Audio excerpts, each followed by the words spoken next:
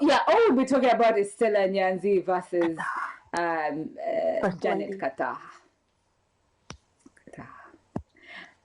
You know what? So you know what? I want to know what you think, because for me, what she's saying needs to be said, but maybe not the way exactly she's saying it. Because for me, I'm of the mind that.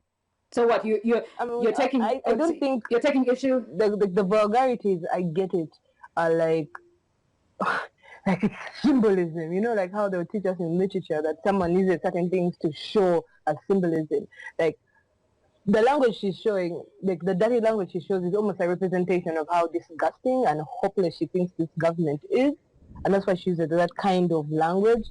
But there's a point when her language has become the main feature, and it might be taking away from the message. Yes, people are listening, but it's kind of shifting people away. And I'm like, right now people are now more concerned with the fact that you use so much swear words and maybe not paying that much attention to exactly what you're saying. And that's no, I for one totally disagree, because I think it's because of her language people are paying attention. Stella Nyanzi is she's not saying anything new. She's not saying anything new. People have said it for years. We're 31 years deep in this ish. People have said it for the last 20 years, right? Okay, they've she said can it use consistently. that vulgar language like politely, man. Like nicely. She's like. Oh, wait. Yes, you can be vulgar. You're vulgar tastefully? Wait, how does that work? How does that work? I really do mean like how? Woman posts like every 5 hours. It's ridiculous. And you're like, shy. Like, this other one, she's talking about giving oral to the president. No, you know what? Let me tell you something. I'm like, this is ridiculous. But you know what? But no, whether you're offended or not, and I'll tell you this, Stella Nyanzi is not everyone's cup of tea, right?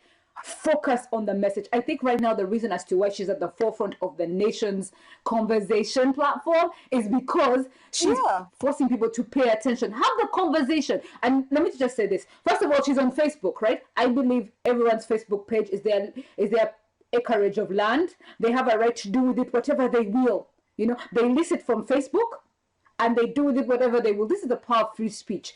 We have the good, the bad, and the ugly, right? And then we have that interpretation of the good and the bad and the ugly based on whatever the audience something wants. That I learned honestly about the power of free speech. You should always be respectful.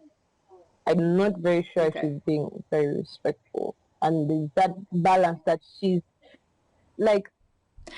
Okay, define respectful. I define respectful. Respectful based on what cultural norms, based on other people's keeping us in line. Oh no, she hasn't stopped you from talking. She hasn't stopped you from talking. She hasn't stopped you from giving her a rational rebuttal. I am waiting for someone to give a rational rebuttal. Apparently, the president is the fountain of honor. Who's fountain of honor? Who are Uganda? These are some of the laws that are put in place to hold us in check, to keep us in check. And we Ugandans, let me tell you something. We Ugandans are the most inert, docile people in Africa politically. Literally. Stella Nyanzi's times, this is 6, but toned down, but still powerful messages being... That would be... No, Jojo, people have gone before her. People are even right now, and they're doing the whole polite It's getting us nowhere. Yeah, people can rally against you. I don't think Stella Nyanzi would be able to pull, let's say, people if she decided that, you know what, let's have like a rally. Forget about, she's supposed to have a rally. No, I believe, I'm a firm believer, everyone plays their part. She is playing a part of awareness. She's not going to be the politician calling people to grounds. She's going to be the one forcing us to have the discussion.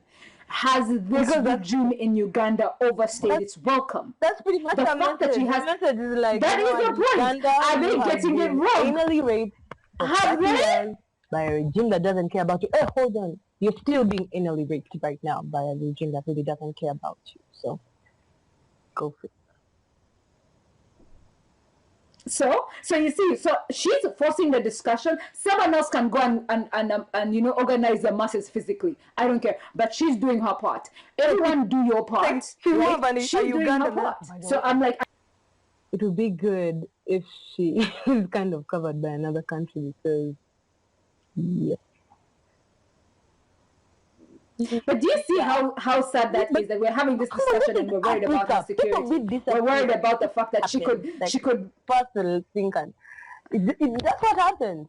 But just to be on the safe side, having some kind of European, citizenship is just make sure that guys don't just take you and someone at least ask you, man. Don't. and of course, the first lady's reaction was, "I forgive her." For what? As opposed to doing what? As opposed to holding the judge and doing something. You make a campaign promise and you don't see it through, and you as a woman somehow don't think that PADS is something that you can maybe then call, because she does have the power as a first lady and a minister to rally people and say, you know what, get money. To push the agenda. Push the agenda. I'm a Ugandan. I know that there are people who get positions with no qualifications, and you think naming a position. I think it would have been more believable if she maybe named someone. She could have even come up with a name. I know this woman in Karamajong. She works where, goes to where, does this. No, not even one example in her head. Couldn't even name a project offhand. There's a problem with out of touch still. You cannot give me an example. You cannot. I don't believe you even when you talk. You somehow look like, I'm not out of touch. I'm a Ugandan. I worked here. That's all I can say. My name is here. You know what? How did you get in that job? Too. You're sleeping with the husband again. Like last secretary who gets the job and you're like, hey, but how did she? You're like, no, she's doing things you're not. But you know what? Because you do not need to be at the back of a truck. We will not go into her qualifications. Remember, Remember where you are. The same crap. That can't even tell. That's annoying. So crap. What is this? Is this weird gang sign? Crap it. I'm done with this segment. I landed the back of a truck, madam. That's it.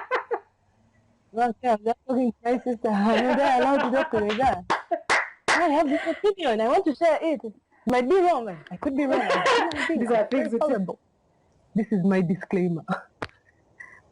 Please do not check the back of the truck. Thank you.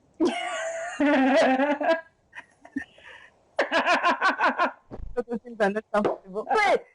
We came down at the back of the truck. Yeah, man. It's not right.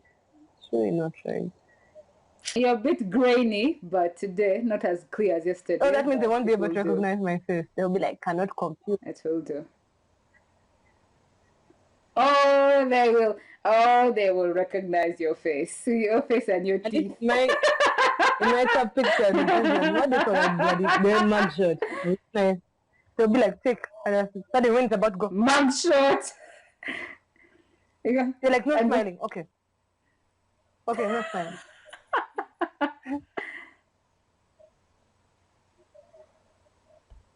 I'm covered.